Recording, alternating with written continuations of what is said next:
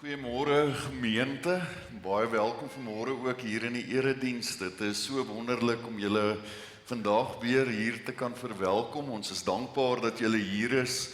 Ons is dankbaar vir die geleentheid wat ons as medegelowiges het om saam die Here te kan loof en saam die Here te kan prys, want alles wat ons doen en alles wat ons is, gaan oor die Here. Paulus sê dit so mooi in Kolossense 3, sê hy, wat ons ook al doen ons van harte vir die Here en nie vir mense nie, want dit is in die Here se diens wie ons staan. Nou dit is nie waaroor my preek vandag gaan nie, maar ek dink dalk sluit dit tog 'n bietjie daarby aan, om te besef dat ons staan in die Here se diens. Wat ek ook al doen ek van harte vir die Here en nie vir mense nie. En as ons na ons lewe kyk, as ons na ons saamwees hier in die gemeente kyk, kan ons dit werklik met vrymoedigheid sê dat ons is hier vir die Here. Ons is hier omdat ons lief is vir die Here en omdat hy die koning van ons hart is.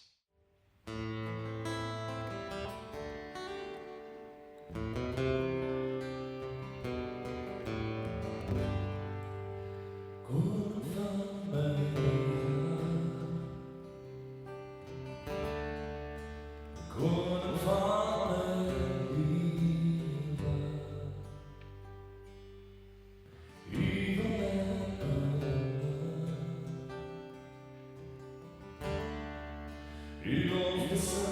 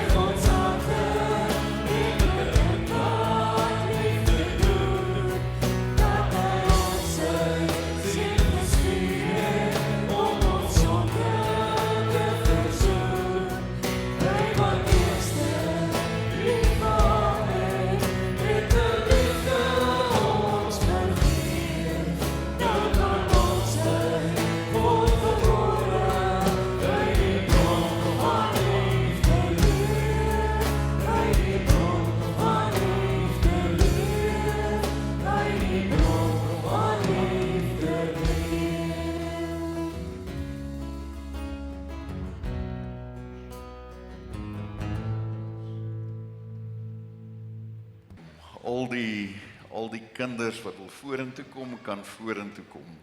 Ek wil vra, Tannie Lispie is klaar hier voor. Al die kindertjies, julle kan na vore kom. Al die kinders wat wil kom. Gary, moenie jou kinders dwing om te kom as hulle nie wil kom nie. Al die kindertjies kan na vore kom. Daar is hy. Hier kom nog so 'n paar. Nou, Tannie Lispie, die mikrofoon, laat die... maar sing oor die mikrofoon. Tannie Lispie wil hê julle moet 'n liedjie sing vandag.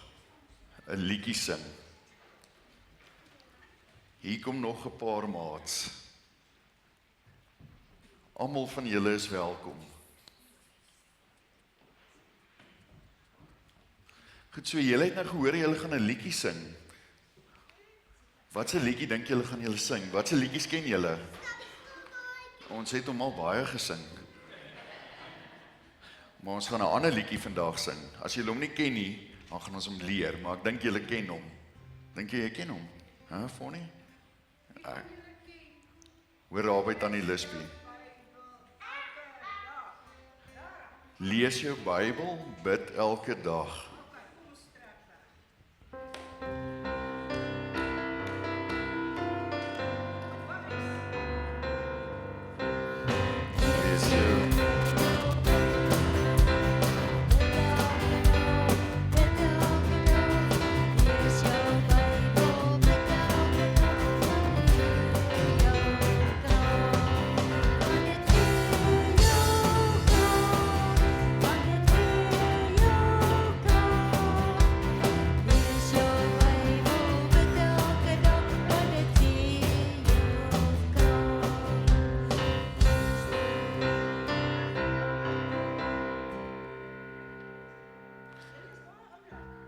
Dit is so 'n belangrike beginsel vir die groot mense om dit ook te leer, né? Lees jou Bybel, bid elke dag, want dit gee jou krag. As jy elke dag jou Bybel lees, dan hoor jy wat God vir jou wil sê, want God praat met ons deur sy woord en deur sy gees. En as ons die Bybel lees, dan weet ons wat die Here van ons wil hê. Nou ons gaan vandag in die erediens met pappa en mamma en oupa en ouma gaan ons 'n bietjie gesels oor gebed. Ons het nou gesing, Tannie Lispie, wat het ons gesing? Lees, bid elke dag. Bid elke dag. Wat beteken dit om te bid? Wie wil 'n kans vat? Okay, Gian?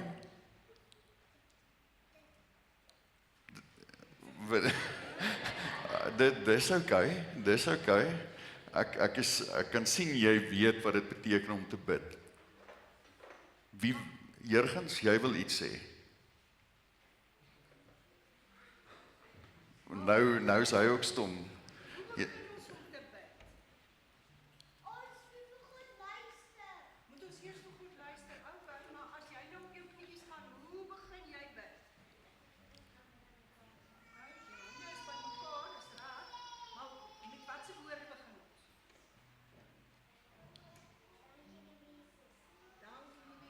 Dankbaarheid, ja.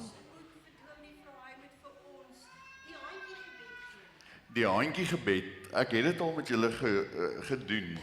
Ek weet nie of julle dit kan onthou nie, dit is lank terug.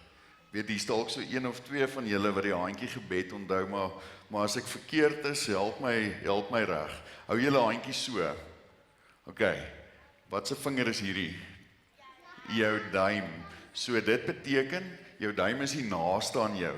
So jy bid vir die mense wat die naaste aan jou is. Ja, wie is dit? Dit is 'n goeie vraag. Wie is die mense naaste aan jou? Wie? Familie, God, ja. Jy bid vir die mense wat naaste aan jou is. Dit is jou familie, vir die mense vir wie jy lief is. En dan hierdie vingertjie, hierdie wysvinger, wat maak as ek so wys? Vir wie bid jy dan? Nee, wie wys gewoonlik as Wie wys gewoonlik vir jou as jy nou stout is en jy luister nie daar by die skool nie, wie wys vir jou so? Juffrou, so jy bid vir die mense wat jou leer. Is ek reg? Jy bid vir die mense wat jou leer. En nou wil ek vir julle vra, wat se vinger is die langste? Die middelvinger is die langste. OK, so dit beteken ons bid vir die leiers. Die leiers van ons dorp, die leiers van ons land. Ons bid vir hulle. Die leiers. OK, het julle hom? En dan hierdie vinger. Hulle sê dit is die swakste vinger. Die swakste vinger. Jou ringvinger. Ja, so as dit nou jou swakste vinger is, vir wie bid jy dan?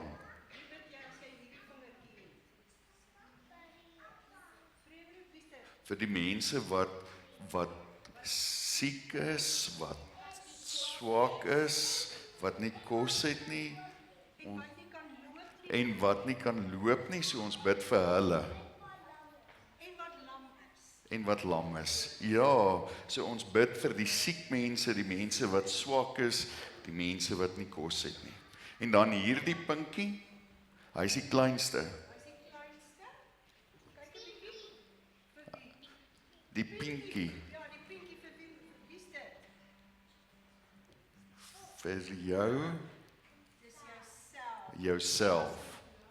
OK, so sal julle dit onthou. Ons gaan dit nog later weer doen. So is die duim, dis die duim wat sê jy bid vir die mense naaste aan jou, vir die mense vir wie jy lief is, vir pappa, mamma, oupa, ouma, ooms en tannies. En hierdie kwaai vinger, jy bid vir daai kwaai onderwysers by die skool, die mense wat jou leer. En dan die lang vinger is jy bid vir die mense wat leiers is, wat die belangrike posisies hanteer, want hulle het ook gebed nodig, glo dit of nie. Dalk as ons vir hulle bietjie harder bid, dan sal dit dalk bietjie beter gaan. En dan die ringvinger is die swakste vinger, so ons bid vir die mense wat honger is, die mense wat swak is, en die mense wat siek is. En dan die pinkie, ons bid vir onsself. OK, sal julle dit onthou? Alright. Baie dankie. Hier is vir julle sweeties. Dit is 'n belangrike beginsel om jou Bybel te lees, soos wat ek gesê het, om elke dag te bid. En vandag in die erediens gaan ons ook praat wat God van ons verwag. God verwag van ons dat ons ook bid. En ek het gedink ek wil hierdie vraag dalk eintlik vra terwyl ons besig is met die erediens, maar ek gaan nou hierdie vraag vra. En dit is dalk 'n baie persoonlike vraag. Dit is dalk 'n vraag wat jy nie hardop sal wil antwoord nie, maar weet dat ek vra hierdie vraag vir myself ook. Die vraag wat ek wil vra is, as jy nou kyk na die afgelope 7 dae in jou lewe, die afgelope week in jou lewe, hoeveel tyd het jy in gebed afgestaan aan die Here? Hoeveel tyd het jy afgestaan in jou gebedslewe? Hoeveel tyd het jy gemaak om met die Here te praat? Ek praat nie net van daardie skietgebedjies wat jy sê, daar's niks fout daarmee nie, maar hoeveel tyd het jy werklik afgestaan om in die aangesig van die Here te gaan soek? Hoeveel tyd het jy afgestaan vir die Here in hierdie week? Ons skriflesing gaan kom uit Markus 11 vers 15 tot 19. Dit is die reiniging van die tempel en die tema vandag is, wat het Jesus in jou tempel kom omgooi? Wat het Jesus in jou tempel kom omgooi? Ons hemelse Vader, baie dankie dat ons in aanbidding tot U kan nader. Dankie dat ons kan weet dat U die almagtige God is, dat U God die Vader, God die Seun en God die Heilige Gees is, wat in ons is, wat ons lei en wat ons leer. Ons vra ook, Here, dat in ons saamwees waar ons vandag hier as gelowiges bymekaar is, dat ons gehoorsaam sal wees aan U woord, dat ons sal doen soos wat U woord van ons verwag. Dankie Here dat ons hierdie geleentheid het om u woord te kan lees, om u woord te kan hoor en om lofgesange tot eer van u naam te sing. Maar Here, ons bely ook ons skuld. As ons nou sommer so kyk na die eerste vraag wat ons gevra het, dan besef ons dalk maar ek staan skuldig, ek staan nie genoeg tyd af in my lewe vir u nie. En ons het baie keer baie verskonings wat ons kan gebruik. My lewe is net te besig, daar is net te veel dinge wat in my lewe aan die gang is. Ek het nie tyd om nog in gebed voor u stil te staan nie. Maar Here, help ons om erns te maak met ons gebedslewe. Help ons om erns te maak met u woord en help ons om vandag ook ons ore en gedagtes oop te maak vir dit wat u vir ons wil kom sê. Dankie dat ons weet, ons behoort aan u, die lewende God. En ons vra Here dat u ons ook genadig sal wees en dat u deur u Heilige Gees, deur die kragtige werking van die Heilige Gees, ook in hierdie oomblik in elkeen van ons sal werk. Ons bid dit in Jesus se naam. Amen. Hulle kom toe in Jerusalem aan. Jesus het na die tempel toe gegaan en die mense wat op die tempelplein besig was om te koop en te verkoop, daar begin uitjaag. Die tafels van die geldwisselaars en die stoele van die duiweverkopers het hy omgegooi en hy het niemand toegelaat om goed oor die tempelplein te dra nie. Toe het hy die mense geleer en vir hulle gesê, staan daar nie geskrywe, my huis sal 'n huis van gebed vir al die nasies wees nie, maar julle het dit nou 'n rowersnes gemaak. Die priesterhoofde en die skrifgeleerders het dit gehoor en na 'n plan gesoek om hom om die lewe te bring, want hulle was bang vir hom, omdat al die mense deur sy leer aangegryp is. Toe dit aand geword het, het Jesus en sy disippels uit die stad weggegaan. Ek wil net weer vir ons vers 17 lees. Toe het hy die mense geleer en vir hulle gesê, staan daar nie geskrywe nie, my huis sal 'n huis van gebed vir al die nasies wees, maar julle het dit 'n rowersnes gemaak.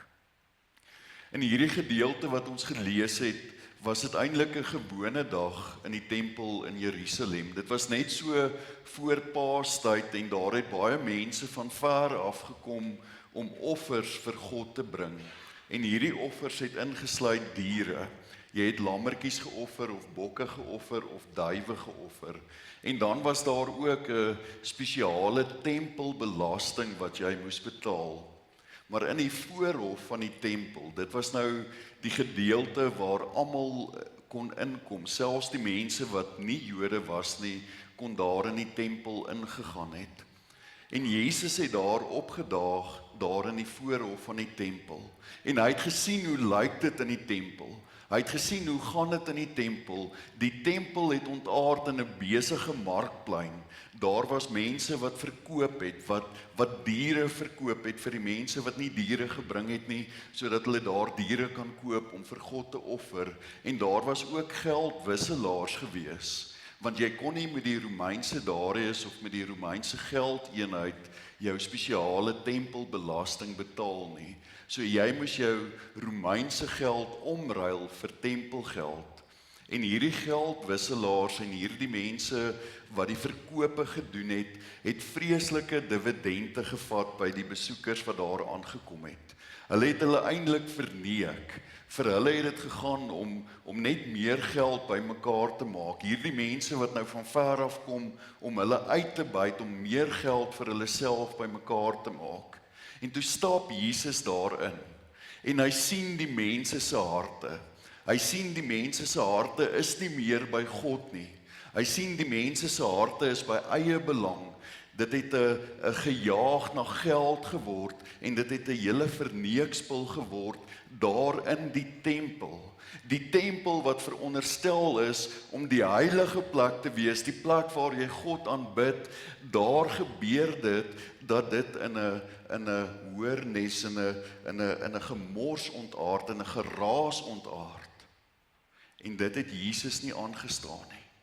Jesus het 'n heilige, regverdige kwaad oor hom gekry en hy het daarin gegaan en hy het die tafels van die geldwisselaars omgegooi en hy het die hokke van die duiwe oopgemaak en hy het die diere laat uitkom en toe sê hy vir hulle, die huis van God, die tempel van God kan nie in wanorde verval nie.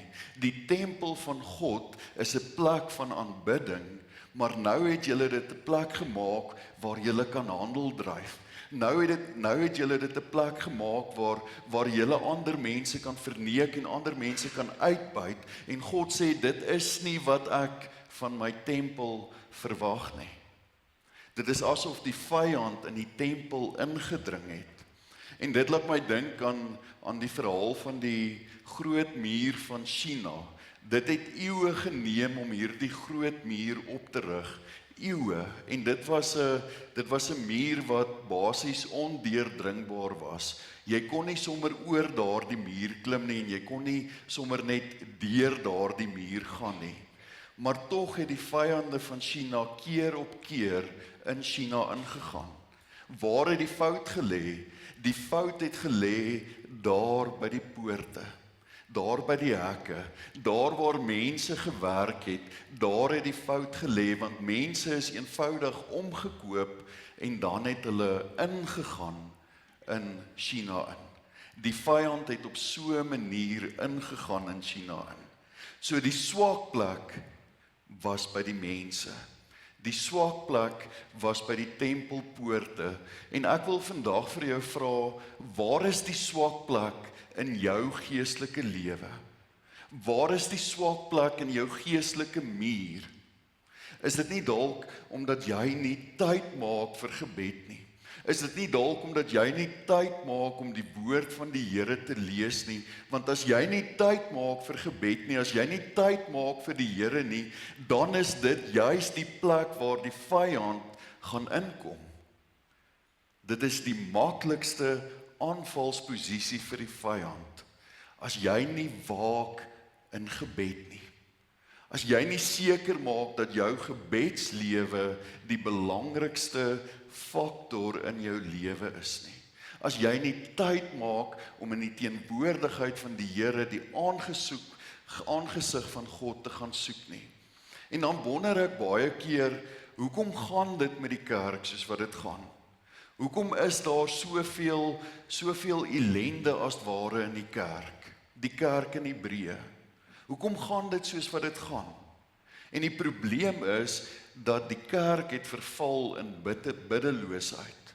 Ons doen 'n klomp aktiwiteite, ons doen 'n klomp goeders, maar ons bid nie. Ons maak nie erns met gebed nie. Ons maak nie erns in ons eie lewe met gebed nie.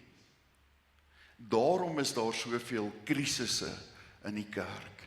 Die antwoord vir die kerk lê nie in nuwe synodesittings of nuwe gimmicks of nuwe vergaderings of nuwe wat ook al nie.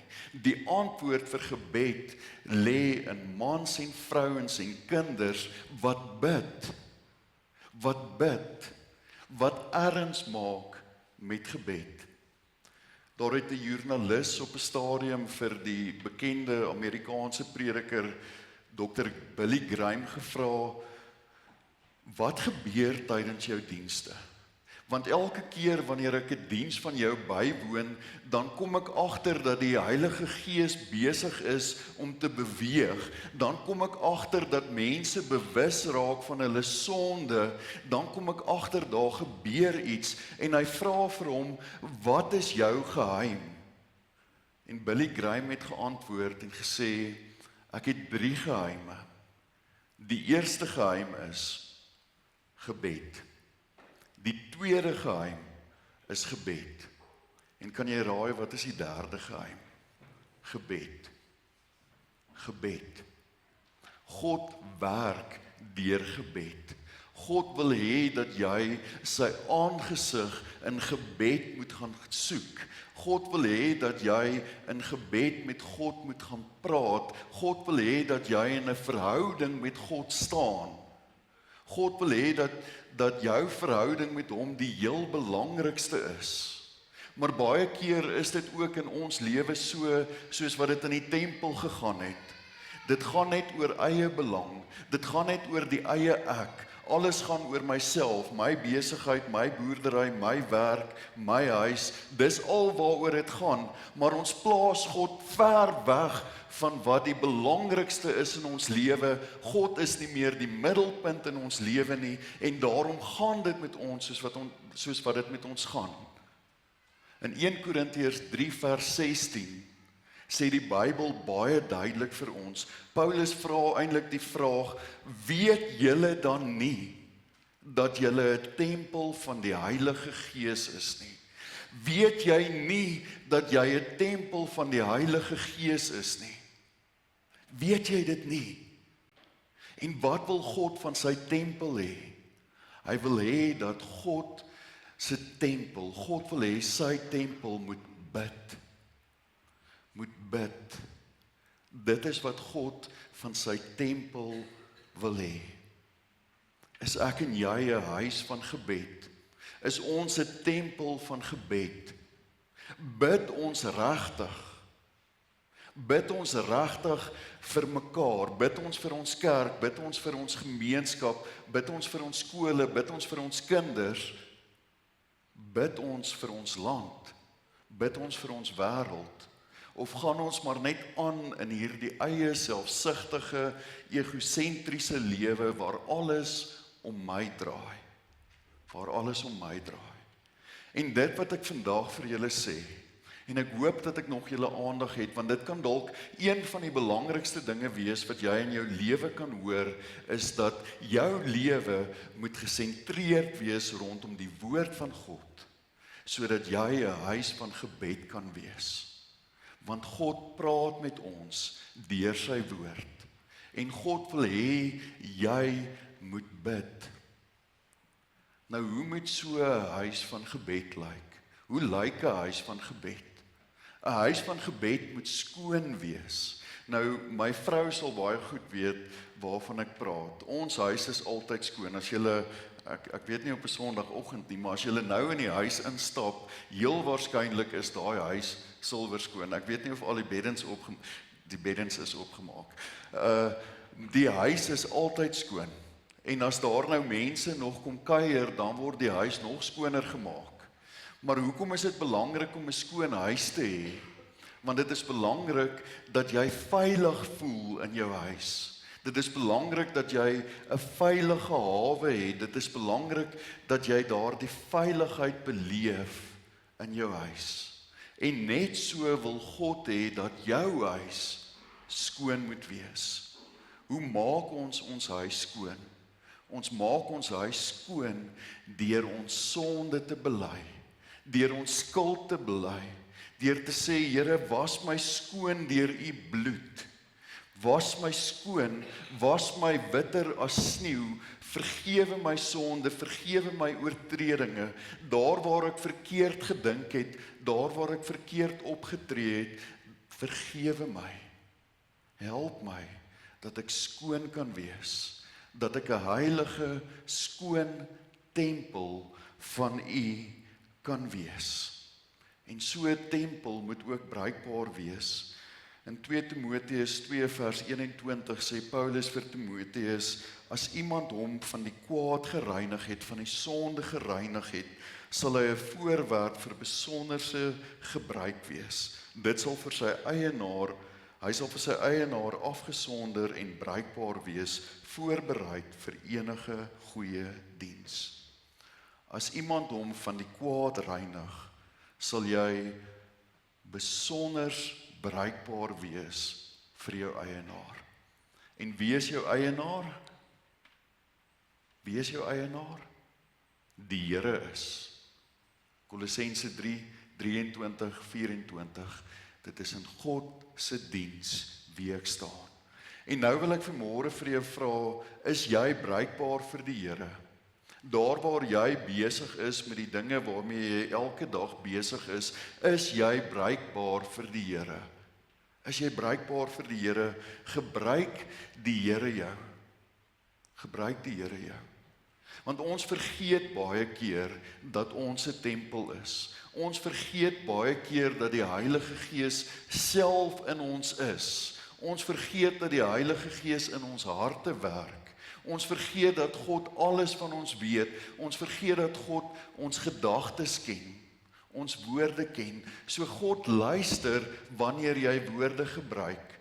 God luister wanneer jy met jou vriende praat. God luister wanneer jy met jou familie praat.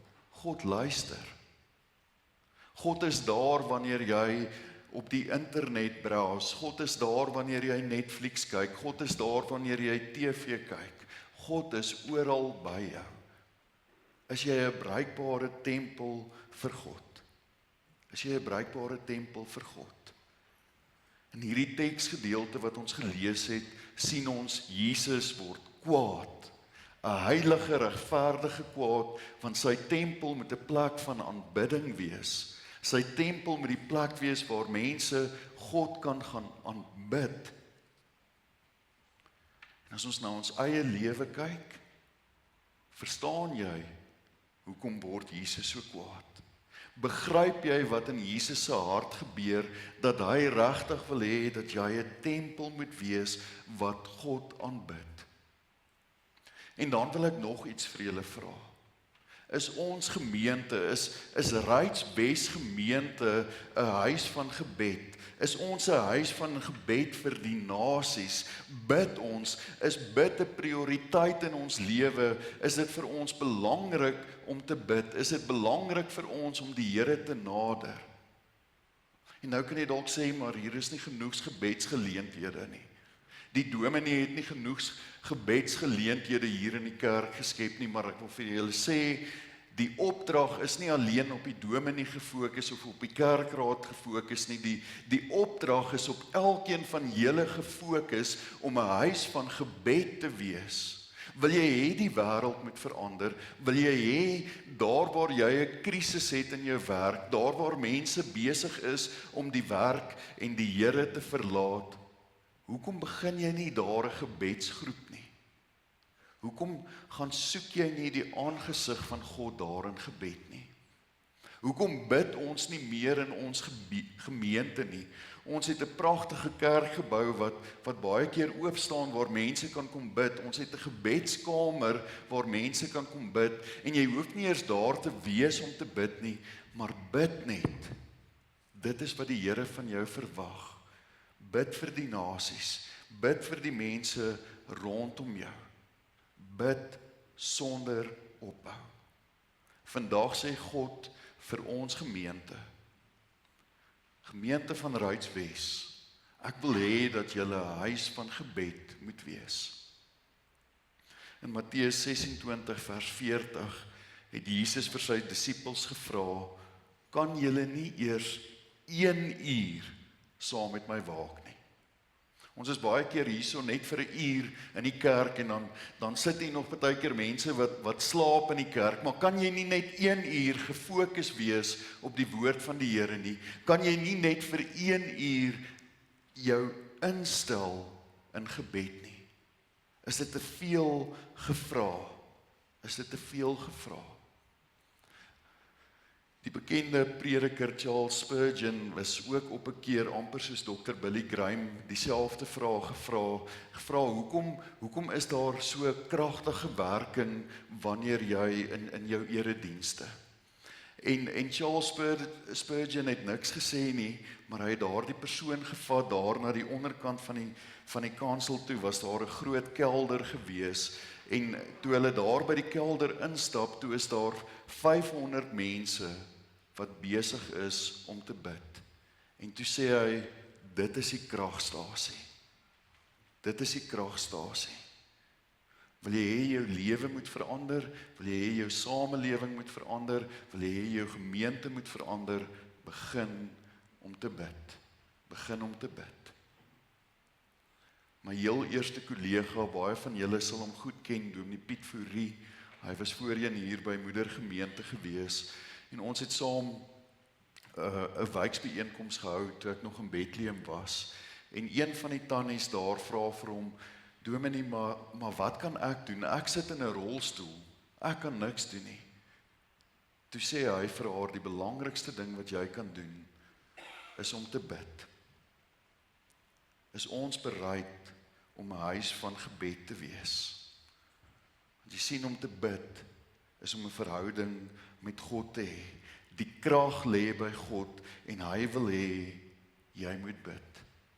En ek wil vandag vir julle 'n uitdaging stel. Julle sal sien dat julle, die van julle wat afkondigingsblaadjies gekry het, daar is so 'n blaadjie in die afkondigings. As julle dit nie gekry het nie, daar is nog by die deure beskikbaar en julle kan 'n foto daarvan neem dat julle dit op julle selfoon ook dalk het, of julle kan by die kerkkantoor vra vir nog van hierdie blaadjies. Dis riglyne vir 'n persoonlike stilte tyd. En julle sal sien as julle na al die hoofpunte kyk, dit volg die akroniem ABBA, wat beteken in Aramees liefdevolle Vader.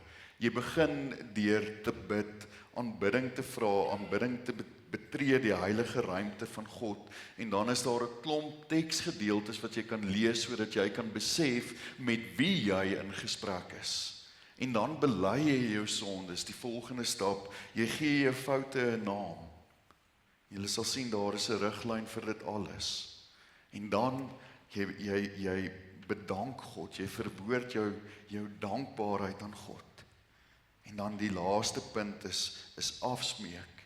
Jy vra God om jou te help.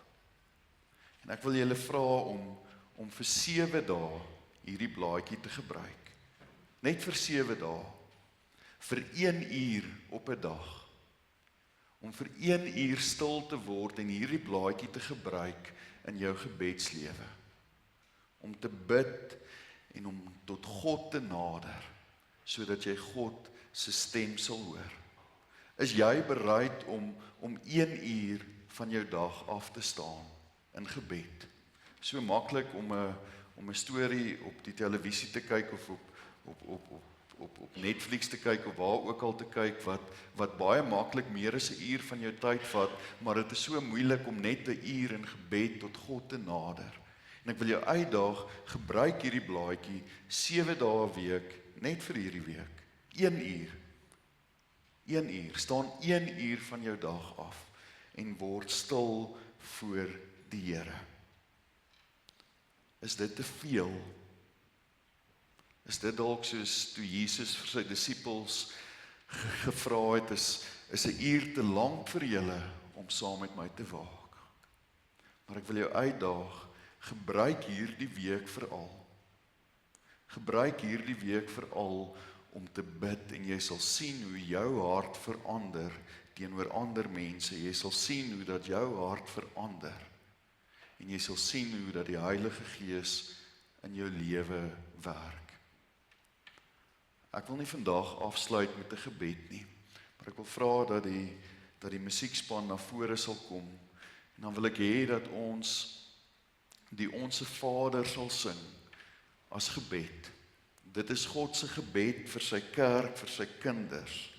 En terwyl ons hierdie lied sing, wil ek vir jou vra dat jy die Gees vra om hierdie belofte in jou hart vas te bind. Dat jy vir God vra om hierdie belofte wat jy vandag maak vas te bind in jou hart, dat jy daardie uur sal afstaan om met die Here te praat. 1 uur 'n dag, 7 dae 'n week. Mag God dit op die tafels van jou hart skryf. God vra vandag vir jou, is jy bereid? Moenie terughou nie. Is jy bereid om werklik in gebed tot my te nader? Die laaste punt voordat ons hierdie lied sing. So kom vervlou ons so baie keer in ons geestelike lewe.